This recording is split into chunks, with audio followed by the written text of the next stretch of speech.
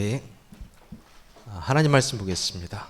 하나님 말씀 로마서 8장 38절에서 39절 말씀 우리 함께 선포하도록 하겠습니다. 로마서 8장 38절에서 39절 말씀입니다.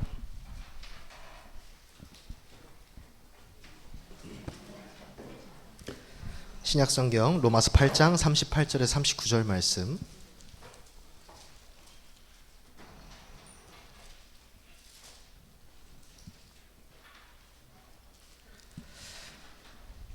함께 선포하겠습니다. 시작. 내가 확신하노니 사망이나 생명이나 천사들이나 권세자들이나 현재일이나 장래일이나 능력이나 높음이나 깊음이나 다른 어떤 피조물이라도 우리를 우리 주 예수 그리스도 안에 있는 하나님의 사랑에서 끊을 수 없으리라. 아멘. 오늘 여러분과 함께 나눌 말씀은 하나님의 사랑이란 제목으로 여러분과 함께 나누겠습니다.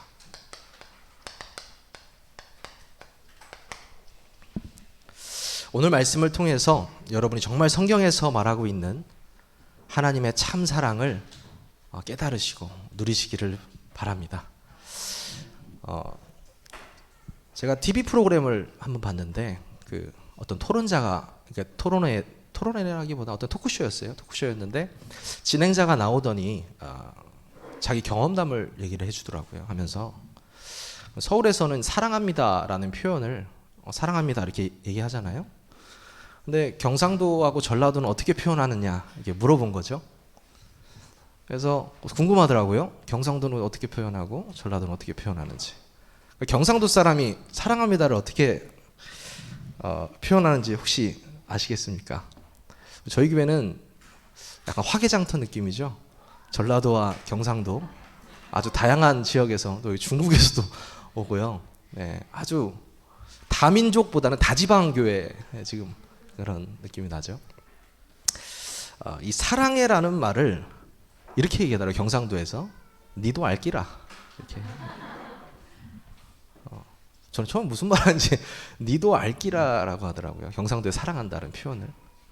근데 전라도에서는 어떻게 합니까? 전라도에서 봤더니 너여 이러더라고요. 너여 이렇게 하더라고요. 근데 좀 제가 기분이 좀 언짢았던 건 충청도는 나오지도 않더라고요. 충청도는 아예 껴지지도 않아요. 그래서 좀 섭섭하더라고요. 그래서 집에서 그래 충청도는 어떻게 사랑한다고 고백을 하지? 이렇게 생각을 해봤더니 고백하기보다는 끝까지 기다렸다가 이 사람이 날 사랑한다고 얘기하면 그래요. 이런 느낌이 좀 제가 들었습니다. 각 집마다 개인마다 다르겠지만 저는 집에서 사랑해라는 말을 들어본 적이 제 기억으로는 없습니다. 모르겠어요. 어떤 집에서 그런지 모르겠지만 친구 집에 어렸을 때 초등학교 때 놀러를 갔는데 그 엄마가 그 아들한테 얼굴 이렇게 쓰다듬으면서 사랑해 이러는 거예요.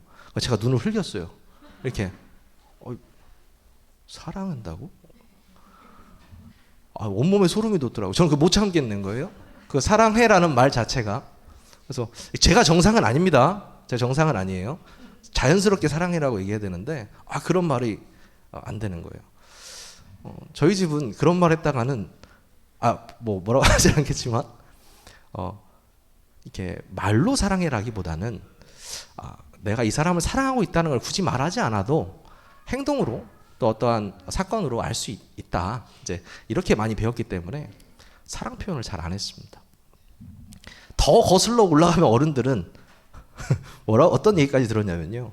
자기가 낳은 아이를 부모 앞에서 안아가지고 이뻐하지 않는다. 어른들이 볼 때 자기 새끼를 이뻐하는 것 자체가 그렇게 보기 안 좋다라는 것까지 들었어요. 뭐가 맞는 것 같으세요? 뭐가 맞는 것 같으세요, 여러분?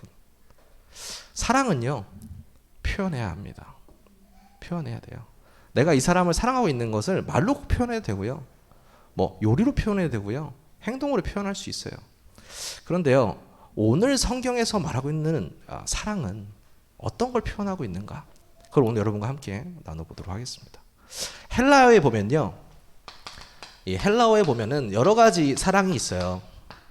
사랑이 있는데 그 중에 이제 이 남녀 간의 사랑이죠. 남녀 간의 사랑을 말하는 이 에로스가 있습니다. 최근에 제가 제 근처에 있는 친구 중에 연애를 시작한 친구가 있어요. 그 친구 얼굴을 딱 보고 있으면 굉장히 생동감이 느껴집니다. 요즘에 보고 있으면 전에 없던 그 생동감, 그리고 굉장히 깨끗해졌어요, 사람이. 그리고 얼굴이요, 보고 있으면 되게 사랑스럽게 바뀌더라고요. 멋져지더라고요. 그냥 남녀간의 사랑을 시작했는데도 불구하고 사람이요, 분위기가 달라요. 사랑하고 사랑받고, 그리고 되게 힘이 넘쳐요. 힘이. 이게 좀 남녀간의 사랑도 이런 힘이 있구나라는 그런 생각이 좀 들었어요. 이 사랑 빼고요, 필리아라는 사람이 있습니다. 이거는 이제 친구 간의 사랑을 의미하죠. 그래서 친구 간의 어떤 깊은 우정을 얘기합니다. 우리 집사님들끼리 친하신 분들은 이 필리아의 우정을, 또 사랑을 느끼고 계신 거죠. 그리고요, 또 어떤 사랑이 있냐면 스트르게라는 사랑이 있습니다. 이거는요, 동족 간의 사랑을 의미하죠. 그렇다면 하나님이 우리를 사랑하는 걸 뭐라고 하냐? 여러분 너무 잘 아시죠? 이 아가페라고 합니다. 아가페. 이 아가페 사랑은 무조건적인 사랑을 의미합니다. 헬라어로요. 근데 재밌는 것은, 제가 여러분 요한복음 21장 너무 잘 아시죠? 네가 나를 사랑하느냐? 이게 베드로 찾아오셔서 예수님이 물어보잖아요. 그때 예수님께서 뭐라고 말씀하시냐면 아가파스메 이렇게 말씀하십니다. 네가 나를 사랑하느냐? 이렇게. 이 사랑을 얘기하는 거예요. 네가 나를 사랑하느냐? 이렇게 물어봐요. 그러면 대답도 베드로가 이렇게 해야 되잖아요. 근데 이렇게 대답 안 합니다. 어떻게 대답하냐면 필로세라고 대답해요. 사랑합니다. 인간적인 사랑을 대답을 한단 말이죠. 몇 번 물어보십니까, 예수님이? 3번 물어보시죠. 2번째 또 물어보세요. 아가파스메, 네가 나를 사랑하느냐? 이렇게 물어보시죠. 그럼 또 대답을 이렇게 인간적인 대답으로 합니다. 그럼 예수님께서 또 마지막 이렇게 물어보실까요? 근데 너무 재밌는 거예요. 저는 이게 너무 웃겨가지고 말씀 이렇게 물어보셔야 되는데 답답하셨나 봐요. 그래서 뭐라고 하시냐면 필레이스메 이렇게 예수님이 그래, 내가 포기한다. 그래, 네가 나를 사랑하느냐? 했더니 제가 또 근심해가지고 주께서, 내가 주를 사랑하는 주께서 아시잖아요. 이렇게 또 얘기를 합니다. 중요한 건요, 이 3번의 나를 사랑하느냐는 그 질문 후에 뭐라고 했죠? 어린 양을 먹여라. 누구의 어린 양입니까? 내 어린 양을 먹이라. 이렇게 말씀하십니다. 사실 이것이 오늘 이 말씀의 결론인데요. 하나님의 네가 나를 사랑한다면, 사랑한다면 내 어린 양을 먹이면 된다. 이 말이거든요. 이게 오늘 사실 결론입니다. 오늘 성경을 통해서 우리 세 가지 구절을 통해서 하나님의 사랑을 이렇게 체험해 볼 텐데요. 그 첫 번째가 뭐냐? 요한복음 3장 16절입니다. 뭡니까? 하나님이 세상을 이처럼 사랑하사 독생자를 주셨으니 이는 저를 믿는 자는 멸망치 않고 뭐요? 영생을 얻게 하려 하심이니라. 아멘. 하나님이요, 세상을 사랑하셨습니다. 그래서 주신 게 뭐예요? 독생자입니다. 저는 자식이 아직 없어서 모르겠는데 어떤 내가 만든 피조물을 위해서 나의 자식을 대신 죽게 한다. 이거는요, 인간적으로 참 생각하기 쉽지 않은 부분입니다.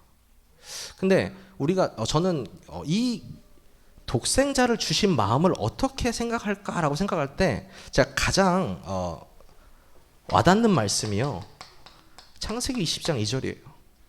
아브라함과 이삭의 번제 사건이죠. 아브라함과 이삭의 번제 사건의 그 어떤 핵심 포인트가 뭡니까? 뭐죠?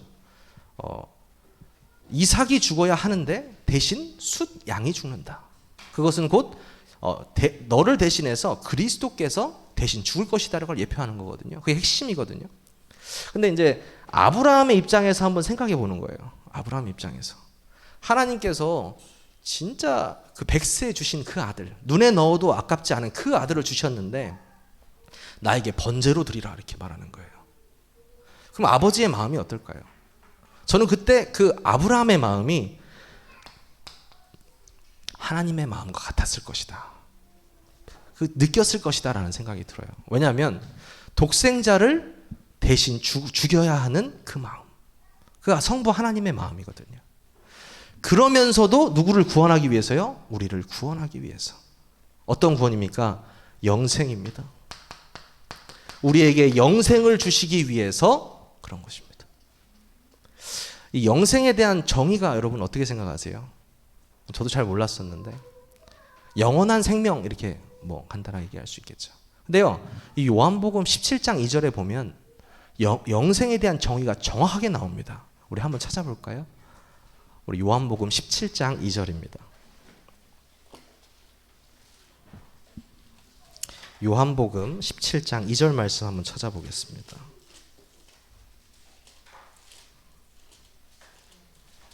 우리 함께 선포하겠습니다. 시작.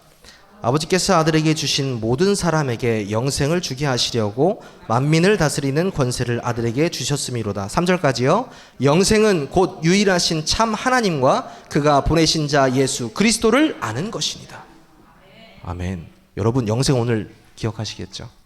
이 영생은요 뭐냐면요 하나님의 아들이신 예수 그리스도를 아는 것이래요. 아, 이거 놀랍지 않으세요? 아, 내가 예수 그리스도를 아는 그 자체가 영생이구나. 무슨 말입니까? 예수 자체가 생명이구나. 이 말이거든요. 오늘 이 말씀에서 이렇게 나와 있는 것입니다. 그래서요, 이 아브라함이 그 이삭을 대신 죽어야 되는데 순양이 대신 죽었잖아요. 그때 그 이삭이 죽어야 될 때 그 마음이 하나님의 마음과 같았다. 사실 그 마음이 사랑입니다. 결국에는 하나님도 예수님도 한 분이시잖아요. 결국 내가 대신 죽는 거거든요. 그리고 독생자를 보내주신 거거든요. 그 독생자를 보내신 하나님의 마음, 그 하나님의 사랑. 여러분이 그 하나님의 사랑을 체험하시기를 바라겠습니다. 독생자를 보내신 이유였고요. 세 번째, 우리 출애굽을 통해서도 알 수 있죠. 이스라엘 백성들이요, 진짜 그 불신앙에 찌들어서 언약을 놓치고 애굽에 완전히 노예가 되었을 때 400년 동안 그 노예 체질이 뿌리되고 각인되고 체질돼 버렸어요. 그래서 도저히 이것은 자기네 힘으로 애굽의 손에서, 즉 바로의 손에서, 즉 사단의 손에서 빠져나올 수 없는 것입니다. 이제 그 상황 속에서 하나님께서는 모세라는 한 인물을 택해서 유월절 어린 양의 피를 체험하게 하셨습니다. 그 유월절 어린 양의 피는 곧 무엇입니까? 예수 그리스도의 피예요. 그 유월절 어린 양의 피는 무엇을 상징합니까? 그것 또한 하나님의 사랑을 상징합니다. 그리고요, 그 하나님의 사랑 뭡니까? 그 예수 그리스도는 누굽니까? 독생자 예수 그리스도와 같은 말이죠. 그래서요, 하나님께서 우리를 어느 정도 사랑하시냐? 자신을 죽여서 우리를 살릴 만큼 사랑하신다. 이것이 성경의 핵심입니다. 여러분이 그 사랑을 회복하시기 바라겠습니다. 로마서 8장 오늘 본문이죠. 로마서 8장 38절에서 39절 읽어보니까요. 내가 확신하노니 사망이나 생명이나 천사들이나 권세자들이나 현재일이나 장래일이나 능력이나 높이나 깊음이나 다른 아무 피조물이라도 우리를 우리 주 예수 그리스도 안에 있는 하나님의 사랑 안에서 끊을 수 없으리라. 아멘. 어떤 것도 하나님의 손에서 끊을 수 없다고 하는데요. 첫 번째 뭡니까? 삶과 죽음도 우리를 끊을 수 없다고 이야기하고 있습니다. 히브리서 9장 27절에 보면 뭐라고 합니까? 한 번 죽은 건 정하신 거라고 하였습니다. 인간은 한 번 태어나서 한 번 죽게 되어 있습니다. 살아생전에 내가 지금 살아있을 때만 어떻게 보면 하나님을 만날 수 있는 유일한 기회이거든요. 우리가 지금 숨을 쉴 수 있을 때. 여러분이 어떤 존재인지 아세요? 여러분이 숨을 쉬고 있는 이 순간에 하나님을 만난 사람들입니다. 이거 엄청난 축복이거든요. 죽음조차도 하나님의 손에서 우리를 빼앗을 수 없다라는 말은 제가 좀 잘 이해될 때가 있어요. 제가 그래도 다른 분보다는 장례식에 좀 많이 참여를 하지 않습니까? 그럼 불신자의 장례식도 가보고 친구들 장례식도 가보고요. 그리고 뭐 선후배들 장례식, 또 우리 교인들 장례식도 가보고 여러 군데 장례식을 가보지만 냄새부터 틀려요. 들어갈 때 분위기부터 틀립니다. 분위기부터 틀려요. 최근에 이제 친구 아버님이 돌아가셔서 갔었는데 막 그 숨 막히더라고요 처음에. 그래서 제가 그 친구 집 힘을 주러 갔었거든요. 그 가족들 간의 눈 흘김부터 시작해서 진짜 이거 숨 막혀서 못 있겠더라고요. 그래서 굉장히 제가 힘을 주고 왔었어요. 근데 제가요 몇 년 전에 저희 외조모가 돌아가셨거든요. 외조모가. 그때 제가 좀 깨달은 게 있었어요. 뭘 깨달은 게 있었냐면 하나님의 자녀는 죽음으로부터 뭐 자유롭다 정도가 아니고 죽음이 행복이구나라는 생각을 제가 했었어요. 죽음은 곧 천국이구나 이런 생각을 바로 했었습니다. 제가 왜 그걸 느꼈냐면요. 외조모가 돌아가시고 장례 절차를 치르는데요. 목사님들이 쫙 오셔가지고 예배 드려주시고 성도들이 쫙 와서 찬양하고요. 다 성도들이 와서 그리고 그 외조모께서 전도하신 분들이 와가지고 전도의 열매들이 나타나고요. 그리고 그분의 자녀들이 뭐 목사님들이 되신 분들도 있고 사모님 되신 분도 있고 교회 중직자분들도 있고 그 어떤 열매들이 쫙 보이는 거예요. 저도 그 열매 중에 한 명이거든요. 그게 보면서 와 멋있다 이런 생각이 들더라고요. 죽음 자체가 이렇게 멋있을 수가 있구나. 죽음 자체 그 장례식이 하나님께 영광 돌리는 캠프가 되는구나. 그런 생각이 들더라고요. 이 삶과 죽음이요. 여러분 잘 살아야겠다 이게 아니고요. 여러분의 인생이 하나님의 손에 딱 붙들려지는 순간에 모든 것이 축복으로 바뀌는 겁니다. 죽음조차도 축복으로 바뀌는 거예요. 그 죽음이요. 캠프가 돼요. 후대들에게 많은 영향을 주게 됩니다. 어떤 영향입니까? 그 언약의 바톤이 이어지는 영향. 대단하죠. 참 이 말씀이 사망이나 생명을 통해서도 하나님의 사랑 속에서 우리를 끊을 수 없다. 이 말씀이 너무 강력하게 다가왔습니다. 여러분이요. 죽음을 두려워하실 필요가 없습니다. 누굴 두려워해야 돼요? 하나님을 두려워해야죠. 우리가 하나님의 그 말씀 안에 있는 동안에는 우리는 사망에서 완전히 해방된 사람들입니다. 여러분 그 말씀을 믿으시기를 바랍니다. 두 번째 뭐죠? 천사들이나 권세자들이나. 여러분들 그 좀 헷갈리시는 게 있을 수 있어서 제가 좀 잠깐만 짚고 넘어가면요. 이제 어떤 분이 저한테 이런 질문을 한 적이 있어요. 그 성경에 보면 사단, 마귀, 귀신, 악령 뭐 이렇게 쭉 나오는데 그 걔네들이 계급이 있다는데 뭐 어떻게 계급이 되는지 저한테 좀 알려달라고 하더라고요. 네, 신자들 중에서도 지금 좀 헷갈리시는 분들이 있어서 제가 좀 말씀을 드리겠습니다.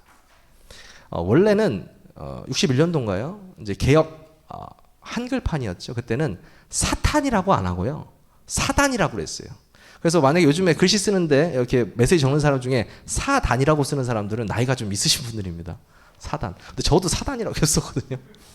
지금 성경에서는 뭡니까? 사탄. 98년도부터 바뀌었죠. 개역개정에서. 사탄이라는 표현을 합니다. 근데 이 사탄이요. 이제 쉽게 말하면 히브리어거든요. 적대자 이런 뜻이거든요. 근데 이것을 헬라어로 번역하면 디아볼로라는 언어로 바뀌면서 즉 마귀로 됩니다. 그래서 여러분들이 아실 때는 사탄은 히브리어고 헬라어로는 마귀라고 하는구나. 같은 놈이에요. 같은 놈입니다. 그래서 예수님을 시험했던 그 마귀 있죠. 이 놈이에요. 네, 같은 놈입니다. 그 안에 그가 땅에 떨어지면서 3분의 1을 끌고 나왔던 그 영들, 그게 귀신 악령들입니다. 여러분이 거기에 대한 개념을 좀 잡아놓으시면 좋습니다. 왜냐하면 누가 물어볼 수 있잖아요. 그냥 물어보면 당황스럽거든요. 네, 같은 놈들입니다. 같은 놈들. 이 천사들이나 이 권세자들이요 어떻게 한다고요? 하나님의 사랑에서 우리를 끊을 수 없다라는 것입니다. 절대 끊을 수 없어요. 어떤 영들도 하나님의 손에서 우리를 끊을 수 없다. 너무나 감사하죠. 그리고요.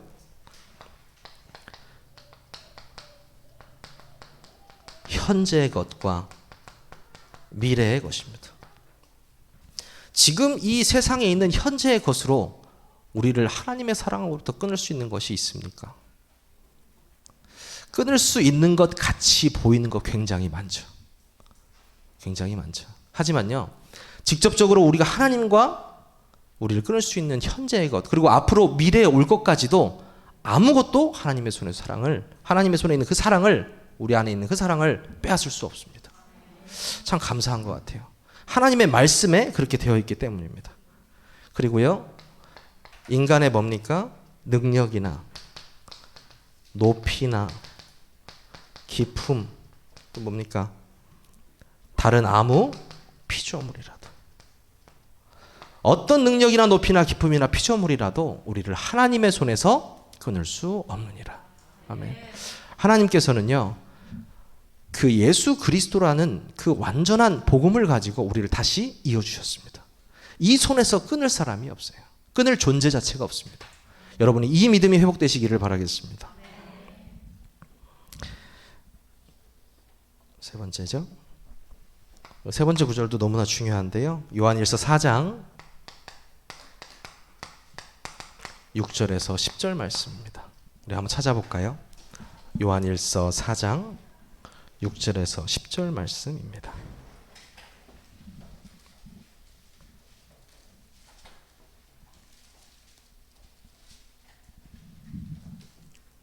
우리 먼저 6절에서 8절까지만 한번 선포하도록 하겠습니다. 시작. 우리는 하나님께 속하였으니 하나님을 아는 자는 우리의 말을 듣고 하나님께 속하지 아니하는 자는 우리의 말을 듣지 아니하나니 진리의 영과 미혹의 영을 이로써 아느니라. 사랑하는 자들아, 우리가 서로 사랑하자. 사랑은 하나님께 속한 것이니 사랑하는 자마다 하나님으로부터 나서 하나님을 알고 사랑하지 아니하는 자는 하나님을 알지 못하나니 이는 하나님은 사랑이심이라. 아멘. 자, 뭐라고 하고 있나요? 이 사랑은요, 누구에게 속해 있다고요? 하나님께 속해 있습니다. 그리고 이 하나님은 무엇이라고요? 사랑이십니다.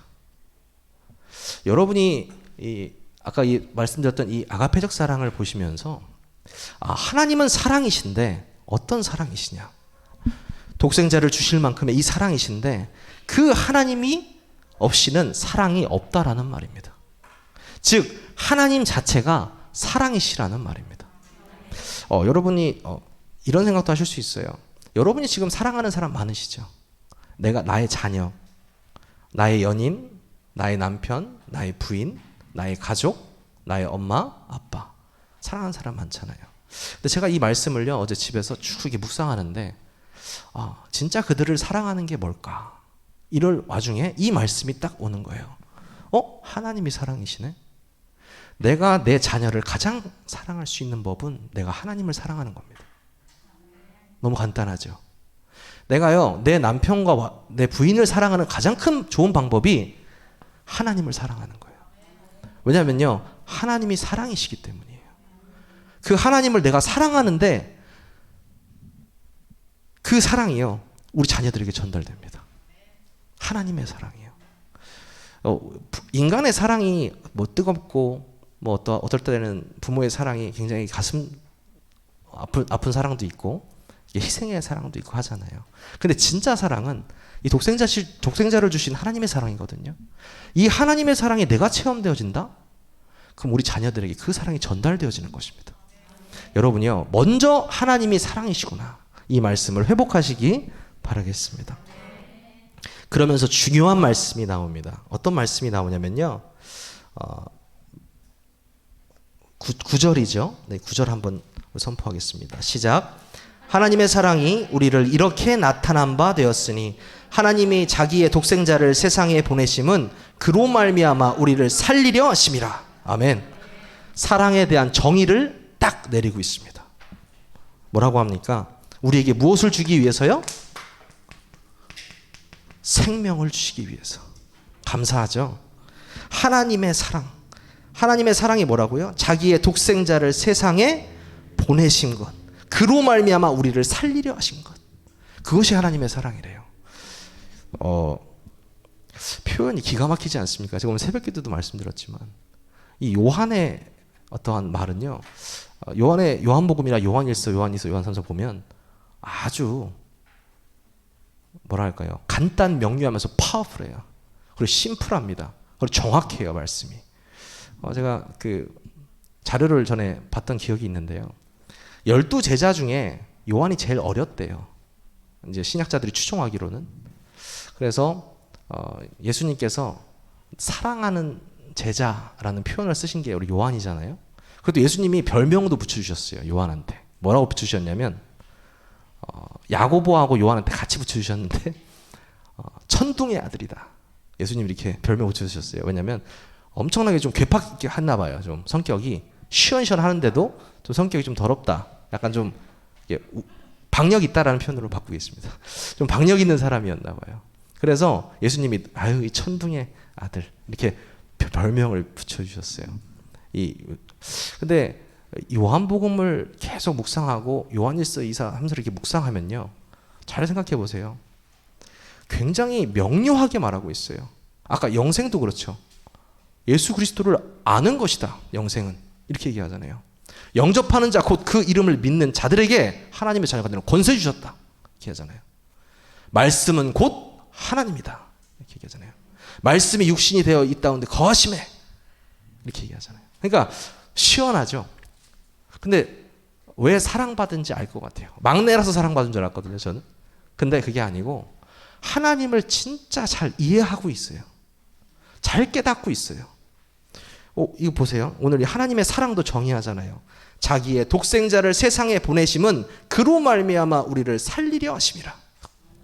야, 하나님의 사랑에 대해서 요한이 정확하게 말하고 있습니다.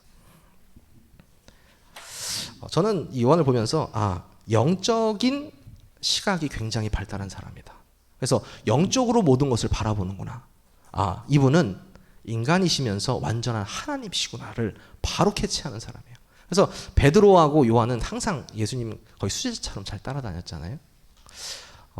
요한을 보면서 내가 지금 과거와 지금 현재와 미래에 하나님의 영을 제대로 체험할 수 있고 영적으로 모든 사물을 바라볼 수 있는 눈이 있어야겠다는 생각이 들더라고요. 그게 뭐냐? 말씀을 통해서만 가능하거든요. 여러분이 계속 말씀을 듣는 이 와중에 영안이 열려요. 똑같이 항상 있던 안전뱅이가, 지나갔던 안전뱅이가 나사렛 예수 그리스도 이름으로 이 사람 일어날 수 있는데 라고 보이기 시작해요. 그냥 지나갔던 거리였는데 전에 보이지 않던 루디아가 보이기 시작해요. 그러니까 달라지는 거거든요. 그게 어디서 시작됩니까? 영성에서 시작됩니다. 그리고요, 가장 중요한 키포인트, 기도에서 시작됩니다. 기도가 원천이 되는 것입니다. 약간 이런 느낌이 들어요. 우리가 파이프를 막 심고 다니는데 물이 없어. 그 물이 기도거든요. 그 기도가 쫙 흘러가는 것이 진짜 시작되는 거거든요. 여러분이요, 오늘부터요, 이 말씀 붙잡고 또 우리 강단의 말씀 붙잡고 한번 기도해 보시기 바랍니다. 새벽부터 또 24시 또 시간을 정해놓고 자기 전에 또 자녀와 함께 기도를 운동을 시작하시는 날 되시기를 바라겠습니다. 결론입니다.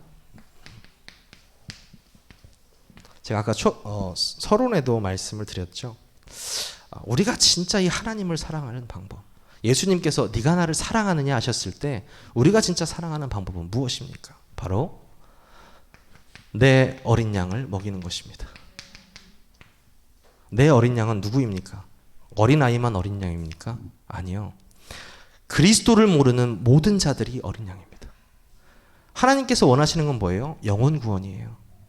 얘들아, 나를 모르는 그 아이들에게 가서 제자 삼고 아버지와 아들과 성령의 이름으로 세례를 베풀어라. 내가 너희와 함께 하겠다 하면서 내 어린 양을 먹이라 말씀하셨습니다. 여러분이요, 여러분의 인생이 내가 왜 밥을 먹지? 내가 왜 숨을 쉬고 있지? 내가 왜 돈을 벌고 있지? 문득문득 저는 예전부터 이런 생각을 많이 했거든요. 장사가 잘 안 돼서 그런 것도 있지만 내가 왜 이 일을 계속하고 있지? 이런 생각을 계속 했거든요. 근데 생각해 보면요, 목적이 없는 거예요. 인생이요. 사람들이 뭔가 굉장히 쫓아가고 있는데 막상 들어가서 인생의 목적이 뭐야? 친구들은 큰 아파트 가는 거, 이번에 새로 분양됐대. 거기 들어가야 돼. 인생의 목적입니다. 거기 근처에 학교가 좋대. 애들 거기서 키워야 될 거 아니야. 그게 인생의 목적이에요. 나 이번에 벤츠 뽑았어. 나 이게 내 인생의 목적이야. 뭐가 인생의 목적이 될 것 같습니까, 여러분?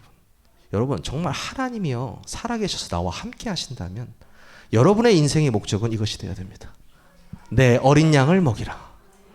여러분이요, 내 어린 양을 먹이라, 이 말씀에 생을 거셔야 돼요. 무슨 말입니까? 하나님의 절대 목표인 이 영혼 구원, 237과 5천 종족의 그 237 빛을 전달하기 위해서 우리가 후대를 키워야 돼요. 그 후대들은 어떤 후대들입니까? 오직 말씀으로 오직 복음이 체험된 자들입니다. 그 후대들이요. 앞으로 이 세계를 나아갈 사람들.